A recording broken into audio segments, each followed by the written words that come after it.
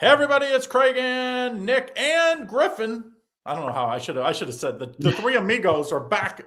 This is how it all started, by the way. Doc's Daily started about this time last year, maybe a few weeks earlier. I started in February, so we're about a year in, and we reunited the crew. We had kind of spread out to help cover an extra day and all that, but yeah, been around. Yeah.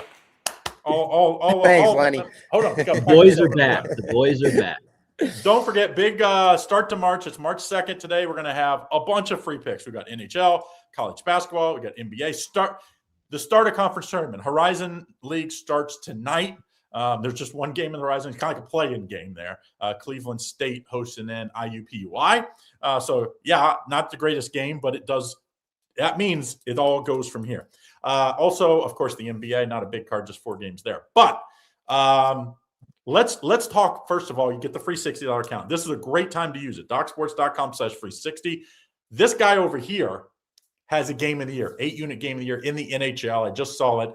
So make sure you get it's only $30. So you can use this, or if you've already used this, of course, just go in. $30 is a small investment to win big tonight.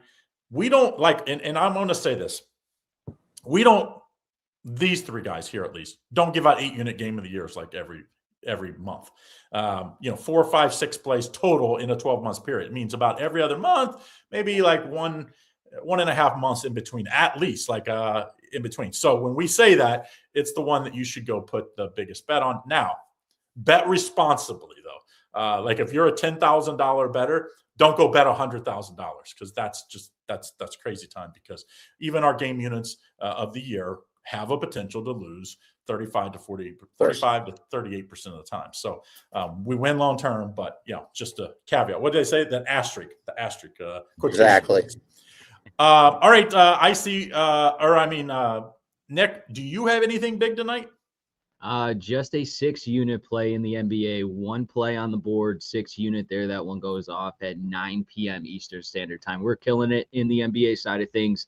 I'm up over $3,200 this season in profit. So looking to continue the strong momentum after the All-Star break here. But other than that, we're lower volume. I have a 2-pack on the ice, 6 units there total, but smaller volume. We just have that one top play in the NBA today, Craig. And that top play in the NBA goes at what time? 9 p.m. 9 p.m. All right. So it's in between games. So make sure you check that out. Griffin's, I got this in front of me. His game goes at 7 o'clock tonight. So I'm going to pump it for him so he doesn't need to. Get in on the game of the year. $30. That's all it costs. $30 is a very small investment. When I owned a website before. Guys that would do game of the years would be charging $100. We charge the same thing for a 5-unit play that we do a 7-unit play. It's a day action. So if we had 5 plays, it would still be $30 for the day. So it's not like we're trying to rob you just because it's a higher rated play. So make sure you check that out.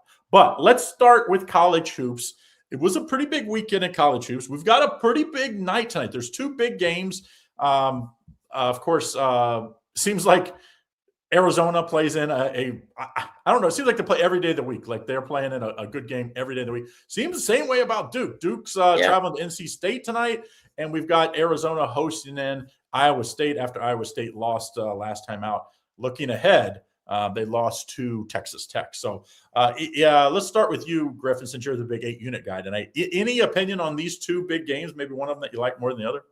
Yeah, Craig, I like this. I'm looking at this Duke game. Duke laying 9.5 against NC State. And I have to say, NC State in the beginning of the season, they played very, very good basketball, and they really overextended their overall performance. I think this team obviously now is starting to come back to fruition, and I believe this is kind of an exposure situation for NC State. They're 19-10 on the year, which really is a legit basketball record. It's very solidified, but they got a 6-4 median, and they're on a 2-game losing streak. They just lost outright to Notre Dame in their most recent matchup. Granted, it went into OT, but still losing to Notre Dame, and Notre Dame's not even 500 this season. Now you've got a Blue Devils team on a 6-game winning streak, ranked number 1 in the nation, 27-2 on the season, 9-1 in their last 10 games, and they just absolutely lit up Virginia in their most recent matchup by 26 points. So you look at this, and is this a letdown spot for Duke? Are they going to name their number? Well, 9.5 points, Duke is way better than 9.5 points in this situation. And again, Duke is going to name their number in this game. I just think in the second half, they are going to slow off. But at the same time, I don't think NC State's going to be able to keep up with them.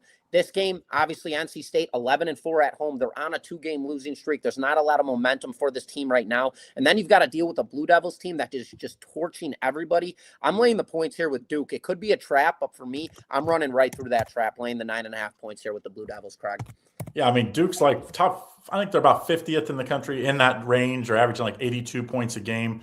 I mean, they're playing great basketball right now. And I thought early in the year they depended on Boozer a lot. He's getting a lot of lately. It's like these young guys are coming along, the team's coming along. If you'd have told me, I thought Shire would probably be a guy that wouldn't last because you're following the guy, following maybe the best coach of all time, or at least 2 or 3. I thought he wouldn't be ready. He's been. I hate to say this, he's taken it up a notch as far as recruiting. He's basically John Calipari-esque, where he's getting top recruiting class pretty much every year. They're one and done, so just replacing them. Now, he hasn't had the success in the tournament as far as winning a championship or anything like that, so that will be the next step for him. But, man, I think if Duke comes to play, they're way better than 10. It's just what do they have left to play for? That's the question. Exactly. Like the ACC is not the world beaters. They just beat the next best team, Virginia, and they killed them. So it's like they're going to get a lot of teams in, I think, this year. Like after Duke, Duke's the only one I think that could do well in the tournament. Like Miami, North Carolina, I guess could if they get back Caleb. But to me, I just think there's a lot to. I will say this though: Duke does play North Carolina next. That's their last game of the regular season. Yep. They do play. So if you ever were going to have a letdown, it would be that you're facing North Carolina. That already beat them, by the way, and this next one will be at Duke. So any opinion on the other game, Nick, that Arizona-Iowa State game? Yeah, this one's going to be a clash. Iowa State obviously coming off that loss at home by 9 points to Texas Tech in that game. So this is a bounce-back situation for them here. Maybe a look-ahead spot they were thinking in that loss against Texas Tech. And now you got an Arizona team who I think is probably, if not up there with Duke, the best team in the country here. They're 15-1 at home, but this Iowa State team getting plus 7.5 points here. I know they're going to come into this game and compete after that loss. They're both top 5 teams in the country here, and this is a statement game that Iowa wants to compete, maybe go into Arizona and give them their second loss of the season. But Iowa on the road, they're only 5-4 this season. They have 5 losses on the season, so 4 of those losses came on the road. They don't play great on the road, but they're playing Arizona here tonight. I like the points in my back pocket, and I would even sprinkle a little bit on the money line here because I'm all over the Cyclones in this one, Craig. Yeah, the question will be, I do like Iowa State too, but the big question is the size of Iowa State. They're not the biggest, deepest guys up front. They got a ton of guards. But the differential this year, I think Arizona might be, I think Michigan might be number 1. I think they might be number 2 as far as point differential. Arizona's scoring 87.1 points a game, 15th in the country. They're only allowing 68.6. So, over 20 points they're winning games by on the year. Considering the Big 12 is so good, I mean, they're going to put 8 to 9 teams in the tournament. That tells you how good this Arizona team's been. Now, they did have, that a couple little hiccups there, but that's going to be expected, like in the, you play in a really good league. You play in, I think the Big 12, Big 10, and the SEC this year are just tough. You're going to have losses, especially when you go on the road, like they lost at Kansas, even though they didn't have Peterson in that one. All right. Is there any other game, Griffin, that you like here in college hoops? It's not the greatest schedule after those 2 games tonight. Is there any other one that maybe just that you might want to at least watch out on?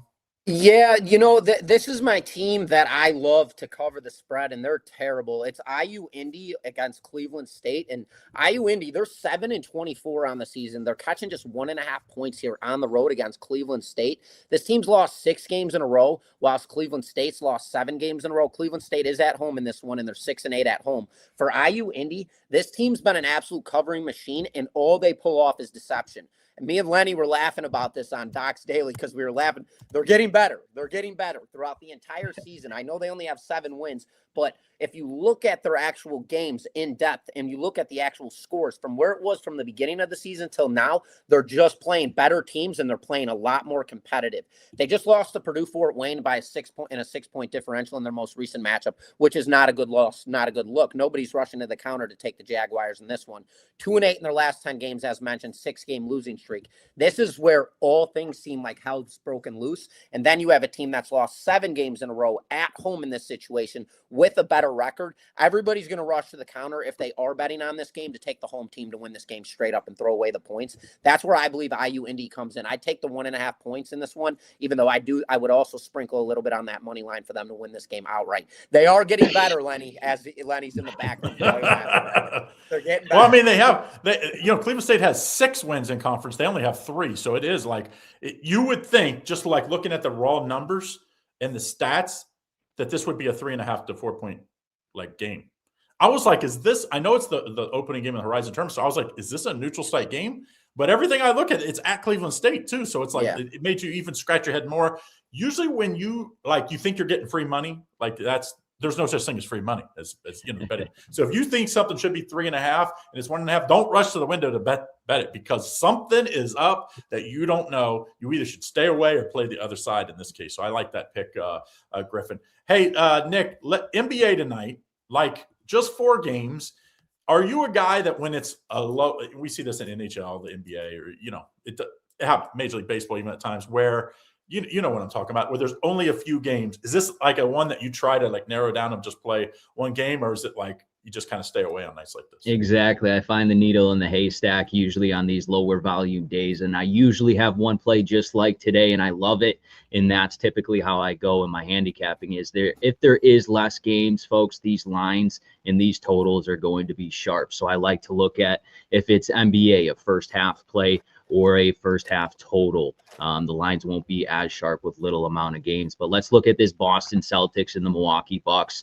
And this has been a Milwaukee Bucks team that I've been betting on. They've been covering against the spread, and they're competing even without Giannis, Kuzman, but they dropped against my Chicago Bulls. They were on an 11-game losing streak for the Bulls, and they just beat them. The Milwaukee Bucks lost to the Bulls, I should say. So 2-game losing streak here. You got the Boston Celtics. They're playing hot basketball, 8-2 over their last 10 games. A nice win against Philly in their most recent matchup. I'm laying the points here with Boston. I think this is a size disadvantage, especially without Giannis in this lineup here. I granted Milwaukee Bucks 500 at home, but losing to the Bulls here, not a good sign offensively. And now you got the Boston Celtics coming into town. I think it's a 1-2 punch there. Lay the points -7.5 here with the Boston Celtics to cover full game. Like Milwaukee is like, it's like they're trying to pull the wool over our eyes, I think, because they keep saying Giannis is close. It's going to be about a week. And then you turn on a week later and it's this, they don't change the message. It's still the same thing. It's like, he said this, it's going to be a week for like 3 straight weeks. That's 3 weeks the way I look at it. You don't want to play. I wonder if it's because they've been playing well, if they're not rushing him back because they're, like you said, they're like 6-4 or 7-3 their last 10 games. So maybe they're like, hey, if we can just stay, we're only going to be, they're going to be the 8th, 9th, 10th seed. So to me, it's like, there's really no difference in any of those. You're going to have to win a game to get in. And then they're probably going to face Cleveland or New York, I guess, or Detroit, one of those 3 teams, depending on how they finish 7 through 10 there and how they do in the play-in. But like, to me, it's like something's up that he's not playing. But like you said, they are playing pretty good basketball as late. But Boston, did you see that 2 games back when they scored like 90 points in the second half? Yeah. And then they shot all those threes. I thought the next game they didn't shoot nearly as well, but they still covered because the defense clamped down. This team is playing. I never saw it. If you just said without, they let all those guys go to try to get under the, and they did, under the apron, the tax apron. And then, of course, having Tatum out. If you just said they would be where they are right now, second best team in the East, I'd have been like, no way. I'd have given you 100-1 odds because it's like they just, you know what I mean? But like Griffin, when you see this Boston team, I don't know if they can win it all, but I do hear that Tatum might come back here in the next month. Do you think they could be competitive in the playoffs without him? In the playoffs, it's a different story. Obviously, right now, absolutely. But once you get into the playoffs, it's a completely different beast. And that's an opinion that I really necessarily don't want to give because we've never seen it without him. It's been 2-3 years now, and all we've had is the Jaylen Brown, Jason Tatum showdown in the playoffs. And this year, obviously, it's going to be a whole different story because it's going to be relied all on Brown to get it done. I don't think so. I think Tatum might come back. I think he is coming back. I hope he does. They will be competitive with him. Without him, I can't be too confident with this team. There's so many other teams right now in the Eastern, but when it comes to the Western Conference, that's when it's just going to be when those two clash up. If Boston does somehow find a way to make it that far, I don't see any differential. I'm all over the Western Conference when we come to the finals. I mean, The if Western Boston is way finishes tougher. second, if they finish second, it looks like Cleveland or New York will finish third. So that New would York's be the team. who they would have to play in the semifinals in the Eastern Conference. If they have home court and they have Jason Tatum, I like them against both of those teams. Now, Detroit's the wild card because, obviously inexperienced. Yeah. Last year they kind of made a little run, but they really haven't gone far. So we'll see what that team does. I still think they lack outside shooting. So I think come playoff time, it could be hurt. But I mean, if I'm Boston and I think I can get Tatum back with like a week or two of the regular season and then obviously work him in the first round of the playoffs, I mean, I kind of like my chances. That's for sure. Now, can they beat Oklahoma City? I don't think so. I still think Oklahoma City, if they stay healthy and get through the West, I just can't. I mean, I don't think any team that beat the West or the East can beat them. Now, there's teams in the West that I think, like if they get on a roll and maybe Oklahoma City. But yeah, I tell you, I like a little prop action tonight. I like a prop action. One, I think you play Joker under his points tonight. This is their third game in 4 nights. They played at Oklahoma City, then they travel back home to play at Denver. Now, people don't realize it's high altitude in Utah as well. Utah's tanking. So, they're not been playing marketing. It's like this would be a great night to play Joker a lot less minutes, or even if he just kind of, I won't say takes it off, but becomes more a facilitator tonight. So he might get a lot of rebounds and assists, but I just don't think he'll get, I think it's 28.5 points. I like the under tonight. I think the last time they played, he had 14. So I think he could dominate, have a great triple-double game and have 20, 12, and 12. 28.5 is a lot against a team that you're probably going to be killing because let's be honest, Utah is, Yeah. Craig, do you know if the Denver Nuggets have lost 3 games in a row all season? Because they're on a 2-game IC said last night when we did our rundown that they had not lost 3 games all year. Which I because even when he went out, remember how good they were when he went out? They won at Boston, they won at Toronto. I think Chicago, I forget. They won against good. They beat Philly as well. They might have won 3 in a row right when he went out. So I probably think that's true. They've been a very consistent team. Now they are extremely banged up. It's every time they get back somebody, they lose somebody. It's when Braun and them came back, and of course Gordon was still out. Then they lost, Boston. Robert hit the game of the year against Boston, but the first 3 minutes of that game, Murray goes out sick, so he didn't even play the rest of that game. They did cover and get him his game of the year win, but that's just they've had kind of some bad injury luck this year. But I do like them under tonight. I also think under the team total for Denver's not a bad play as well. It's my 2-unit play today, FYI. I think same reason. They've played all these games in a row. I think Denver would be fine to just get out of here 120 to 115 win kind of thing. I'm not going to disagree. Craig, we're all over the same page here, man. We're all over the same page here. I've got these all circled up for the exact reasons. This is the time of year where you really have to watch situational basketball because – and NHL is going to be the same way, by the way, because of the All-Star break and then the Olympic break. To get the same amount of games and basically the same amount of the season, you have to play more games where you're playing back-to-back, 3 games in 4 days, 3 games in 5 days, but you had to travel all 3.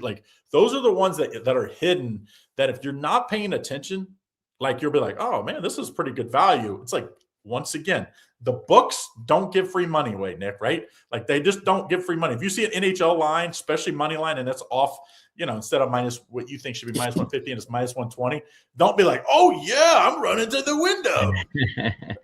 There's something off. Exactly, Craig. I was looking at that one. I'll tell you what, NBA, I don't think either of those lose whatsoever. I will say the Celtics are as good as much as we talk them up. They have played 2 of the best, the second half, the 2 games back, and then last game, 2 of the better games I've seen them play all year. And so they do, as this is a Griffin thing, a regression to the mean, where it's now, is their B game still enough to win? Maybe.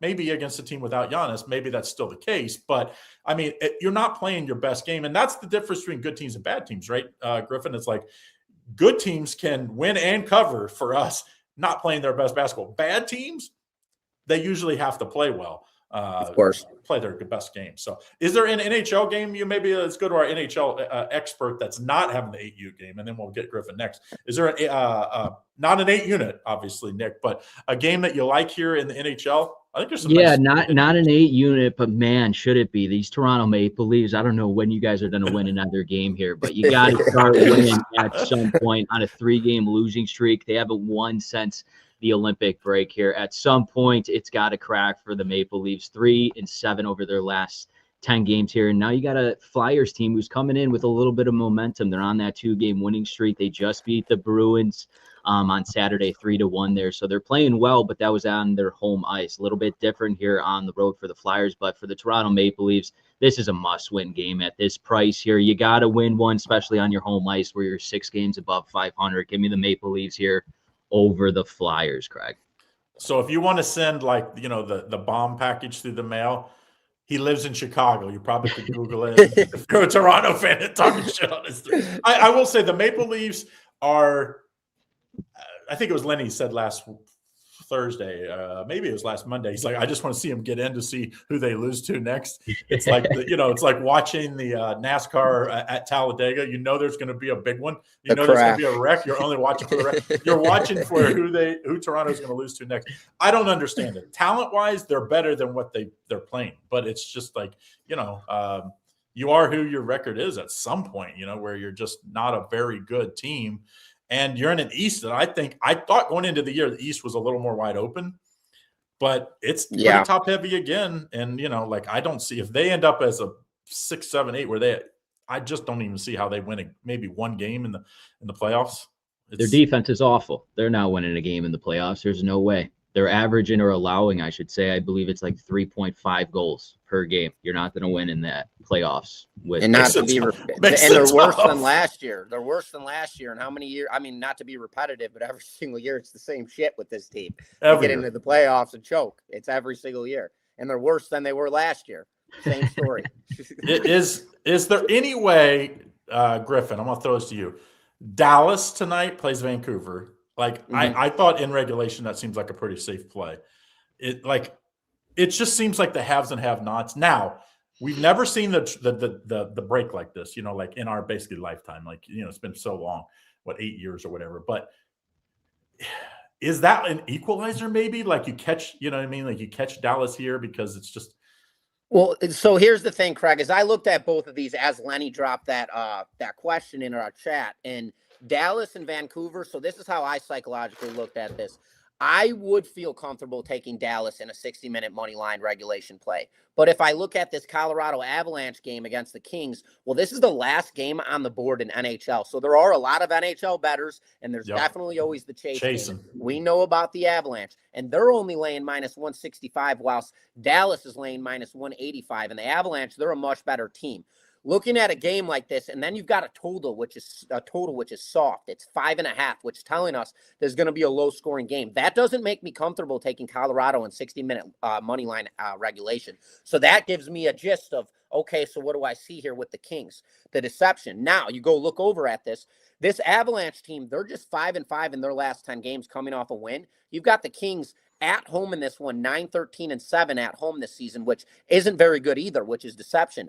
4-5-1 in their last 10 games as well, both coming off wins. The last time these two teams squared off, the Avalanche got the best of them in a 5-2 final. That was on the 29th of December. So I look at a spot like this, and I'm not comfortable taking the Avalanche 60-minute money line. So that brings me to, I believe that with the plus value in play with the Kings at home, I think they can win this game outright. So I like the Kings here plus money at home in this spot. I don't think the Avalanche are going to be able to take it to them, and the Avalanche are playing a lot less potent hockey, so to speak, since the break than they were from the beginning of the season. This team's regressed. And the Kings, on the other hand, they've kind of been right there all season long. They've never really found their peak point, but they play very competitive hockey. I like the Kings at home in the chase game tonight, plus money.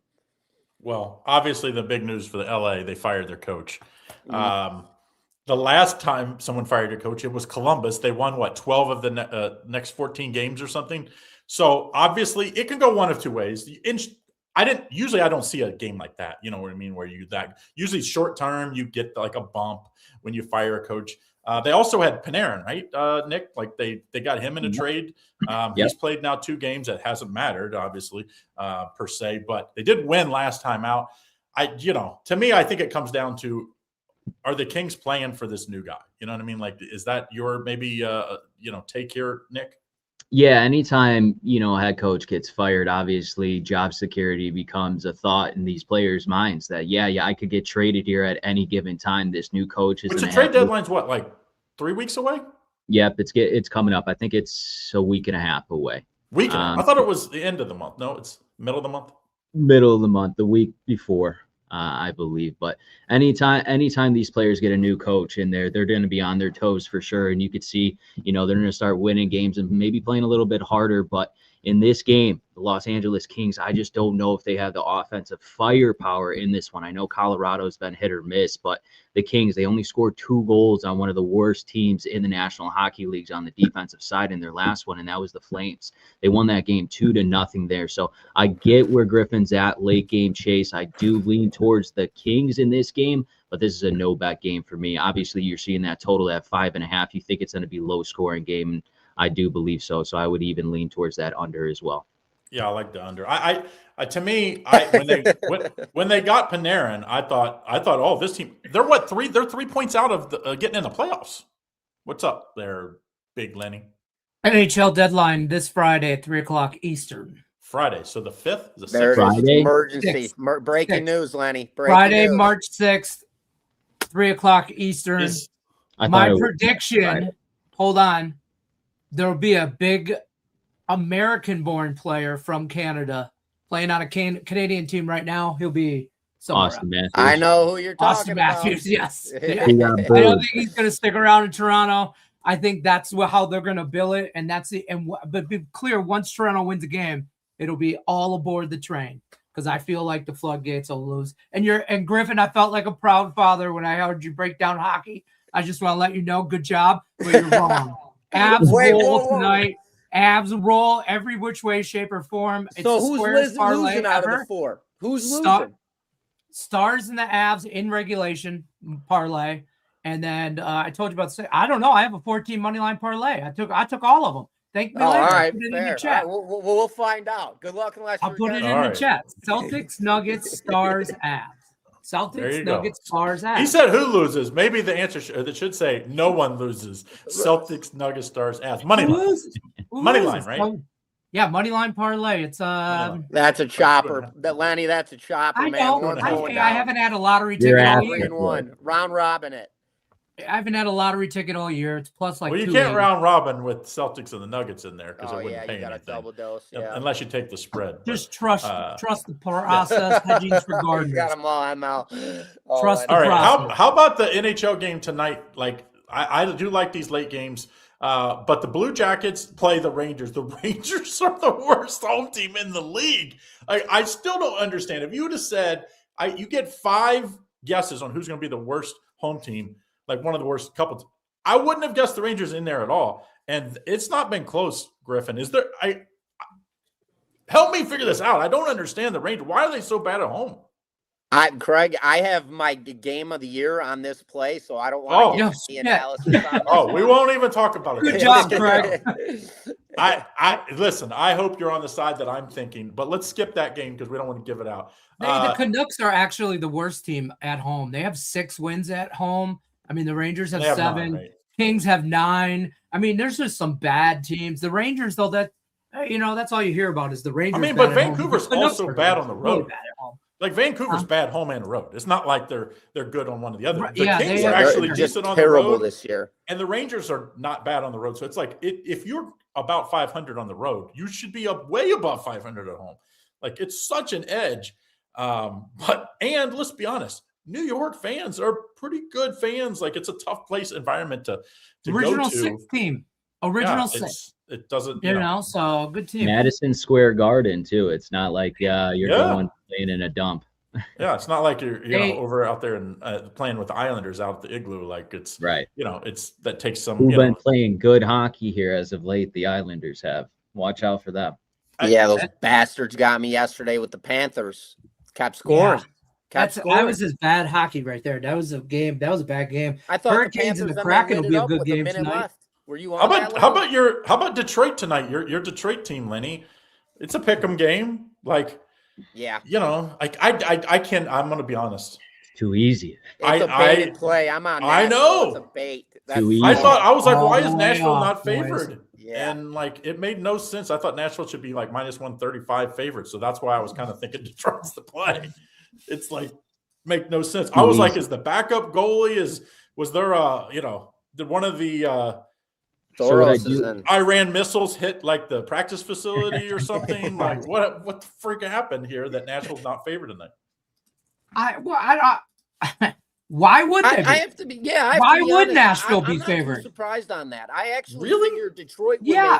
Detroit's the better team. They have the better record, and they have basically the same record on the road as Nashville has at home. So that's a split. Look at the recent games that Nashville. There are no recent games. There are no recent games. No. There are no recent.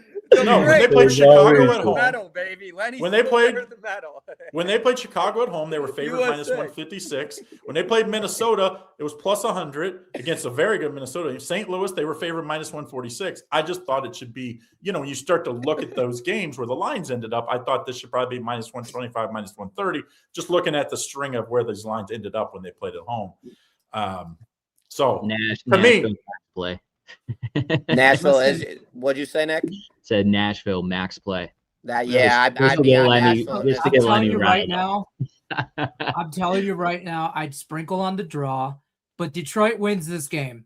The last time they played in Detroit at the end of November, and Nashville beat us 6-3. And for those that watched that game, it was a dogfight. That score does not represent the actual beatdown that they gave us. I think they come to play. It doesn't. Like, they just manhandled us. Like, it was varsity against JV, and it wasn't even close. And they belt to ass for real I think it was like Thanksgiving or right around there too. It was bad, and people were, and it was in Detroit. It was like a mid-afternoon game. It was bad. So yeah, I hate Detroit in regulation plus 150. Let's go to the wall, to the window. And this game starting in 26 minutes. This game starts in like an hour. Yeah. This must be one of those kids game. This must be one of those kid in hockey where they take do your like kid to work educational games. They're about to miss those games. I'm telling you, those games are usually big home ice advantage, FYI, because these kids go crazy at these games. I used to go to it when the hockey ECHL, so it's a much lower division. But I mean, the kids go crazy because, you can get a kid to yell at any point. So super loud game. So it should be a pretty home edge there. So it'll be a good game. Lenny will be watching it. And hey, this could be your bad things happen in 3 days. You lose Montgomery today. Detroit loses. Like what's the third thing? Better check on Lenny. Yeah. Lenny's 14 parlay getting absolutely butchered.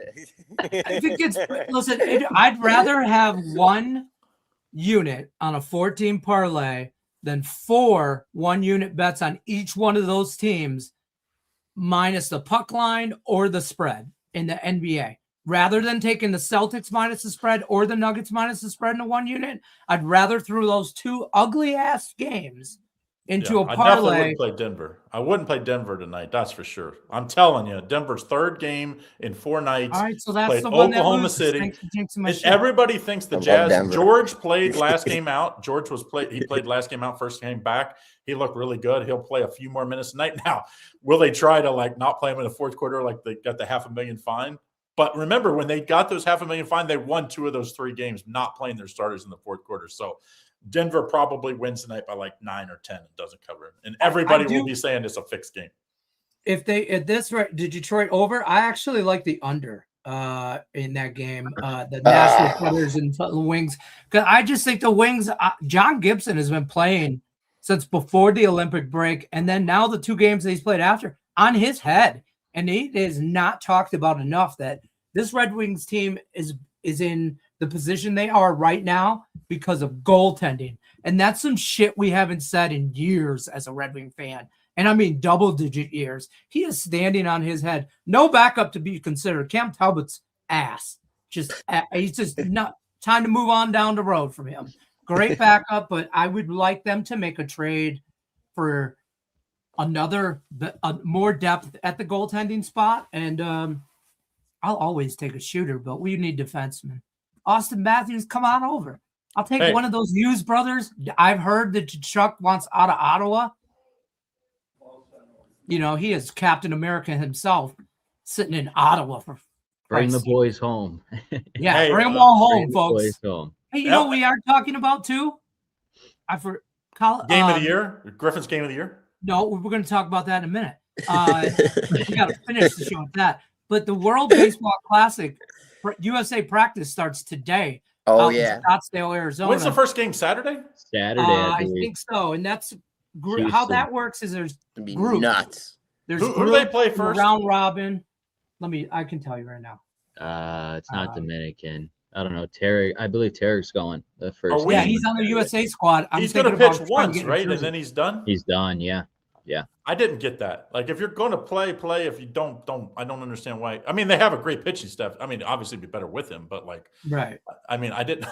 He's like, I don't want to miss with Detroit. I think he's like, I don't want to get hurt because I'm going for a big ass contract. And of course, well, I don't blame him either. Well, just don't play. World Baseball Class favorites USA -110.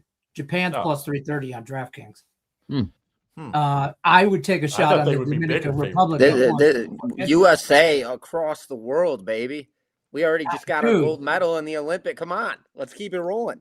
We're about to. We're taking over. And Literally. Is Kershaw going to get the start? Don't watch. No, I don't think he's like a reserve. Who? So obviously, he's going to be like a relief.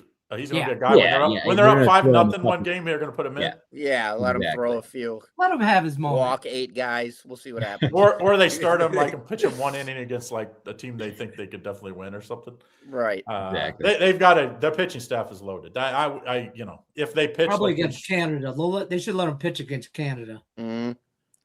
I'm just saying they don't have nobody. Hey, now speaking of the 360 guys, this is the time of year. March Madness, like we did say tonight, that Cleveland State game. That's the start. It's kind of like the play-in for the Horizon. But tomorrow we got a bunch of leagues starting: Sun Belt, Horizon. I believe there's like 5 Patriot League. There's a bunch of games starting tomorrow. The conference tournaments. So interesting time of year. This is the time of year if you like to watch basketball, you can turn it on at 2:00 and it's already on. Like it's awesome. Awesome. I can't wait for Norfolk Morgan State. Like it's as people say March Madness, it is like that. Maybe it's lost its thing because of the kids don't care as much because the NIL, and that's like you watch these tournaments and tell me that these kids don't care. Like guys are going to be laying it on the line. Yeah. The next week and a half here in conference tournaments and in the NCAA tournament, NITs even though we will see a lot of guys that the one thing it did ruin was the NIT because teams that don't get NCAA tournament last year, we had 4 teams that would have probably been favorites to win last year opt out and not play in the NIT. And then they decided to go play in Vegas instead in that paid tournament. So that's going to be the future. That is it's either the big tournament or go play in a cash tournament in Vegas somewhere. Yeah, the NIT is going to be – it's basically going to be – which wouldn't be a bad thing. It's going to be the small leagues that the conference champions that lose their tournaments will play basically in a round robin to win the NIT. And then the other teams are going to be playing in Vegas for like $1 million where each kid's playing for, $80 to $100,000 for 3 games. So they'll play harder than that than they do on the actual tournament. Yeah. I mean, did you see the one, where that Gonzaga Michigan tournament this year? I think it's called the Eras tournament. I think it was that there's Michigan's still waiting to get paid $1 million. Well, they're going to need it for lawyer fees, from what I hear, up and down that program. Yeah, it's. I was like, down. What? I saw some stat like 7 people since the Harbaugh era in the football program have been either charged or have been charged. Innocent until proven guilty, Lenny. Something. That's right. Innocent until this is a Michigan State guy. Green and white. Ridiculous, bro. Hey, just because you lose to them every year, don't be throwing them under the bus. I don't lose to them every year. That's not every year. And 3 I years just in a can't row. wait to 4. see who they lose to first in the big tournament because they are not going to the Final Four. You don't Michigan. think? Agreed. Really? They're I think so they can be beat. I think they can be beat. They did lose their backup guard. That's You know, gonna it all hurt, but depends they on the are so good. matchups and where they go. Arizona, Duke, Michigan. I don't know who else That's really. too easy. UConn. UConn, of too course. easy. they're How flying. boring is that? Florida's Florida? not the same. Florida. If Florida you know, plays the they're way not they've the been same. playing, Arkansas? No, Arkansas. beat. Craig's done with Arkansas. Don't even mention Arkansas. I was going to say Arkansas, but they don't want to deal with you, Craig. The no bet for the rest of my life. I hate Coach Cal, and I called everybody and their brother to make sure that I was not missing something. Everybody liked Florida. I should have known. Arkansas. That's all I would have needed to hear. Too.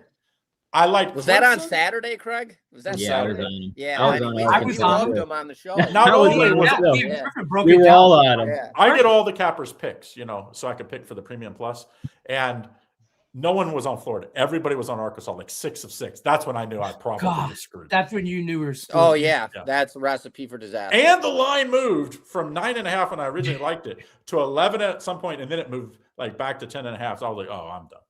I'm done." And it was over like 10 minutes into the game. It was over. They scrum. Florida looks like world beaters now. Everybody's giving the SEC because they've been so good the last 3 years. That's not the same SEC as the last 3 years when Arkansas, Auburn, Florida, like Kentucky, Tennessee, all those teams were national championship contenders. I think Florida's a national championship contender. I don't think any of those other SEC teams can win it all. Now, can they win a few games, Sweet 16? Yeah, of course. I just think this is a little down here. And thus, we're thinking like the SEC's like world beaters again. I think there's one team in the SEC, and it's Florida, that can win it all. Everybody else, I think, is playing. I back you, Craig, for one reason, and I always talk about this with Tony George, and it's always who's the best rebounding team in the tournament, and Florida is the best rebounding team right now in the entire country. So by far, that is and that's why I back Florida in this situation. But as good as their big guys have played good all year. It's their guard plays. They're starting to shoot and make shots from outside. When you do that, and then those guys, you can't double down on those guys. They're going to just abuse offensive rebound the shit out of it. And they did not do this to start the year. They were not the same starting team. No, they've come together. Let's be honest. When you win a championship the next year, you got a target on your back, and they didn't handle it well. But they lost. What was it? Opening game, they lost to Arizona by like 3. They lost another game by 2. So it's like, okay, if you flip those games, they would be probably the second best team in the country right now, because you would be like, they'd beat Arizona. They'd beat, like these good teams. Because you lose the close games, then you hold against them. But the way Florida's playing, the way Arizona's playing, I'd take Florida right now. Listen, Slick Vic wants somebody to talk Nebraska, how great they are. That's on Tuesday with Tony George. Okay, have fun with that. Tune in Tuesdays for Tony's Nebraska hype video. They're a Sweet 16 team. Absolutely.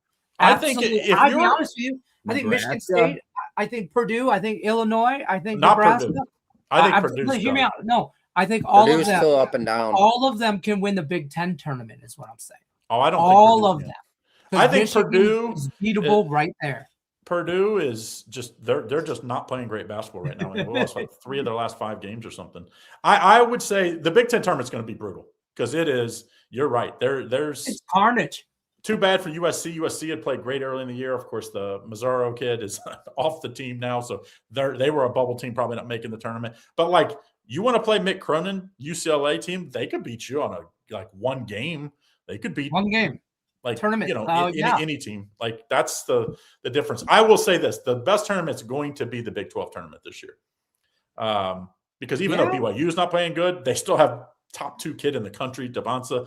Like Cincinnati's beat Iowa State and Kansas on the road this year, so it's like they can beat anybody. UCF has beat Kansas this year, and they won at BYU. UCF's good. Yeah, Oklahoma State is desperate. Arizona State desperate. Like these are it's going to be an absolute brutal Big 12. Whoever gets out of the Big 12 tournament this year probably play against them the first week, because they're going to be like, the old Big 10 where they beat the shit out of each other and then like come the NCAA tournament. I think that's what happens to both conferences, the Big 10 and the Big 12. Potentially. You might be better off losing early in these tournaments if you want a better NCAA tournament run, because one, you don't have to play as many games and you won't be beat up. Yeah, so we'll see. We'll see how it could be chalk city in both of those. It could be Michigan and Arizona win both of those, and then we sound like idiots here. But I do think the ACC, if barring the Wilson kid coming back, I just can't see Duke not winning. And they get like a triple bye, right? Like Duke gets like a triple bye, so they only have to win like 3 games or 2 games. I think something stupid. Which I don't know if that's a good thing or bad. I guess that's a good thing if you want your best teams to be in the finals. I don't know. You rest or rust. You know, is it Sun Belt? The Sun Belt, the top 2 teams in the Sun Belt only have to win 2 games. 2 games. Look how many teams are in the Sun Belt. Go look at the bracket. It's like each game they add the next team, so they play like the worst 4 teams. Then they add, just enough teams, like 4 more, and so it gets down, and they only have to win 2 games. So I'm trying to find the bracket. Can we bet Arkansas State or is it Arkansas State? Just Arkansas, baby. I'm asking for a friend. How do we feel about Arkansas State? Let's see. I don't want nothing to do with this conference. I feel like today I have one college basketball bet. The end. I don't feel like, because I know I'm about to go hog wild in tournament play and in the big tournament. So I mean, like, sometimes there's just no bet's the best bet. Well, I got all kinds of NHL. You're going to have plenty of action here. What is it? It's 2 weeks from Thursday is the big kickoff for the tournament for the big dance. So like we're going to have plenty of action in 2 weeks. Is that when it is? 2 weeks. It's 2 March weeks 12th? from Thursday. So Scott's asking about college baseball. UCLA, that's the team you bet on right there, Scott. I'll give you that one. I think they're the best team in college baseball. If you could, is this like your old coach or something? No. I played against them, but they have probably at least 10 guys going first round on their team. They're good. My thing when I bet college baseball, I always bet teams in the South because I know they've been practicing outside for like 2 or 3 months, and everybody in the North's playing inside for the last 2 or 3 months. Yeah. Like that's the way it is. That's horrible, bro. Like LSU, Florida, like that's where all the big, like most of the prospects go because you can play year round. You don't have to be playing in Texas and Arizona. Yeah, I mean any place that it's like Arizona down south. I refuse. I will say this: I used to love preseason baseball, and then Cincinnati and Cleveland, all these teams moved to Arizona instead of Florida. It's like, what are we doing? Like it's impossible to get to Arizona. Like everybody used to go to Red Spring Training down in Fort Myers, and that's where all the teams were that were basically in the Midwest. And now half of them are out in Arizona. It's like, dude, you're not even like you have to try. You have to fly. It's just stupid, dumb. It was the best. Just live right outside the back door, baby. That was when we were living out in Arizona. It's San Francisco Giants, right in downtown Scottsdale, right there. That's where we're by the Giants facility. I mean, I get it. It's like, it's nice to go there. It's nice weather and golfing and like people make a weekend of it or even a week. But the Reds and the Guardians should be rivals, sharing the same freaking, complex. It's like, dude, you can't. That's like, that'll be like Michigan, Ohio State sharing the same complex. Come on, dude, we can't do that. Can't do it. Or Michigan State and Michigan, I guess, would be even better there, Lenny. Yeah, I don't know. I mean, I've never been to spring training baseball. I always wanted to. It's a bucket list thing. But, I don't know if I want to go to Lakeland, Florida. I'm just saying. You know what I mean? I'm just saying. I know I moved away from humidity and mosquitoes for a reason. Mosquitoes, humidity, and snow. Those are the 3 reasons I don't live in the state of Michigan. And they're all valid. I don't give a shit what anybody says. So why would I go to Florida to see a baseball game? I'll just wait. I'm thinking about going to San Diego for opening day. Lenny, what is a good trade for Scuba look like for you? There ain't one. I mean, they haven't signed him at this point. I think. Why do I have to? Well, I'm just saying they haven't. I mean, if you're going, listen, you got to get somebody to play immediately. 2 prospects. You got to. I want immediate return. Well, you get like 1 starter. You'd have to get a starter to kind of. You got to get a starter. But then 2 top prospects.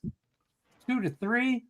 I mean, they haven't signed him at this point. We already have top prospects. That's the thing. I'm tired of being the top. We're like the king of top prospects. We have 2 in the top 10 right now. That McDougal kid or McCongle or however you say his name, he's gonna start games this year at shortstop for us. He's fast. He's defensive.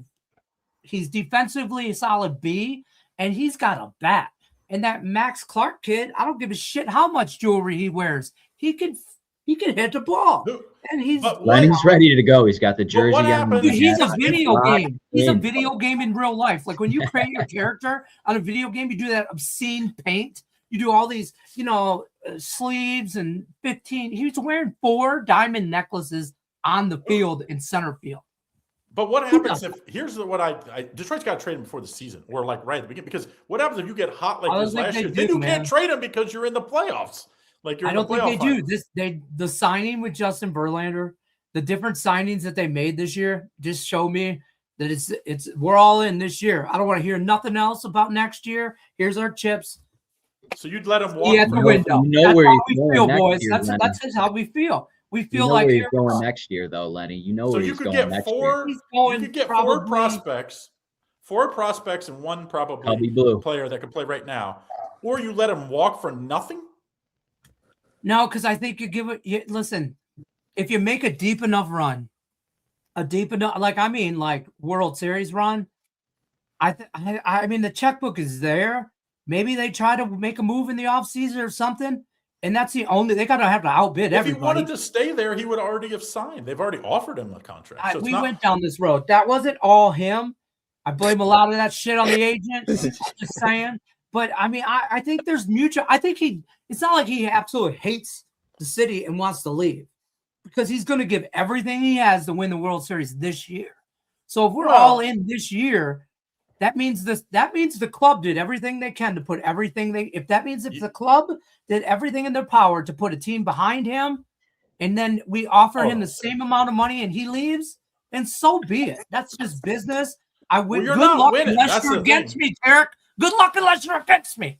I think they could do what they did last year. Make a playoffs, probably win a series. I don't think they're winning it all. That ain't going to be enough to get him back. It will set this franchise back a decade if they don't get anything for him.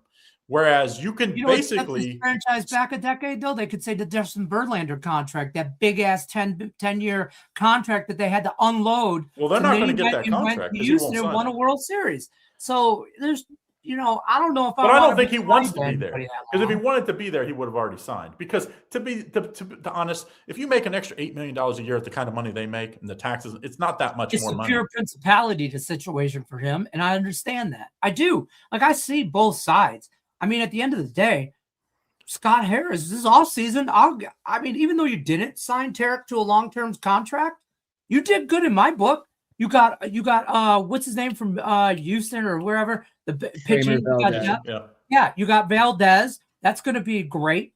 Okay, that's another starter. Verlander's not going to matter except for in the. I mean, it's going to be them in Cleveland winning at the end of either Cleveland's going to win the division or Detroit's going to win the division. The other team will win the. There's no way we're not winning the division barring injury. Well, I'm just saying. Well, we saw that last year. Clip it. I'm just saying, clip it. I don't give a shit. Can they beat the Dodgers? No. We'll see. I already went off the rails about this after the Framer Valdez trade. I did see that more than half the owners. Dodgers fans are shook. I got Dodgers fans texting me. More than half of the owners are at least wanting a salary cap now in Major League Baseball because of what the Dodgers have done. So now, obviously, that's probably not the Yankees. It's probably it's none of the big market teams, but it's the other teams that I think they'll be able to get enough. And I think if they can convince players that they will still make the same amount of money, it'd just be divided amongst more teams than just the Dodgers and the Yankees and the Reds, like the ones we know about. I think baseball could be the heyday of baseball could be in front of us here if we could get I think they also need salary minimum. Oh, it will 100%. It'll be just like the NBA where you have to spend X amount, but it'll be revenue sharing. So it'll be like all the teams will have the same basically amount of money, minus the local, some. We might not even have. I hate to say this to you, folks. I'm going to be the Debbie Downer. We might not have baseball in 2027 if they strike. So I don't give a shit about Tarek Scooble's contract. It's about right. This year. You are right. It really is about this year. I texted Nick Menken back when they were in arbitration. I said, I don't care about 2027. I care about this year, this season. Cubby Blue 2027. Be ready for it, Lenny. Cubby Blue. The Cubs could win. They could do like scab baseball, and the Cubs could win the World Series then. So I'm saying I think we get Scooble next year. Enjoy it this year because there could be a work stoppage the year after. And, for the betterment of the game, I kind of hope it doesn't happen, but I kind of hope it does because minus the salary cap, the baseball is going to be the Dodgers winning every other year for the next, All right. Look, we got to wrap it up. Griffin's got hold on a second. Game of the year, 7:00, right? I'm going to go get my mortgage payment that I haven't made for February or March, and I'm going to put it on this one. Yeah, unfortunately, I do. I have my game of the year tonight, and I hate them. I hate game of the years. I've had this play circled up. You don't want to talk about it. The reason that I hate them is the amount of pressure. I've got to load up. I'm $1,000 per unit better, so I've got 8 racks on this thing. Got a lot of people relying on me with these. These are very heavy pressured games, but when all cylinders line up, and you've got no choice. That's our career. We've got to cork it when it's there, and today's the day. It's there. So I'm going to be dealing with the heart pulps all freaking day, but at the same time, I'm ready to absolutely cash because I love the play. Couldn't like it anymore. It's crossed every single X. So I'm ready to go. Plays at 7 p.m. Eastern time. We're on a $2,000 run in NHL. So locked and loaded 7 p.m. Eastern time if you guys want to get on board. Let's hope you're up like big at the end of the first period so that takes the pressure away. That's always great. Listen, it's always great. Grip it and fucking rip it, okay? That's the day. Monday, every day, all day. Nick Menken, what do you got going on site? No 8-unit play, just a small little 6-unit in the NBA side of things. Are you going to be with him tonight, though? Yeah. We'll somebody's got to keep him under He'll control. keep me calm. Somebody's got to contain that. We're still alive, baby. We're still alive. Craig, what do you got going on? Are you going to be okay I have nothing big tonight. A couple 4-unit plays. I think tonight's a good night to study up because this is a huge week. Most teams, depending on the smaller conferences, they start the conference tournament this week, but most have 1 or 2 games left. So this is a good time where, but be careful. This week don't forget, this is senior night for a lot of teams. Last game of the regular season is usually senior night. Every once in a while it's not. So you kind of need to do your research there. Those are dangerous games, especially for home underdogs where, they're not going to the tournament unless they win their conference tournament. So it's like they're playing balls to the wall. So be careful. There you go. Check out that free 60. Use it on Griffin Murphy's game of the year. To be absolutely free. Click the link in the description of the video. Doc's Daily's here Monday through Thursday, Saturday, 11 a.m. Good luck unless you're against them.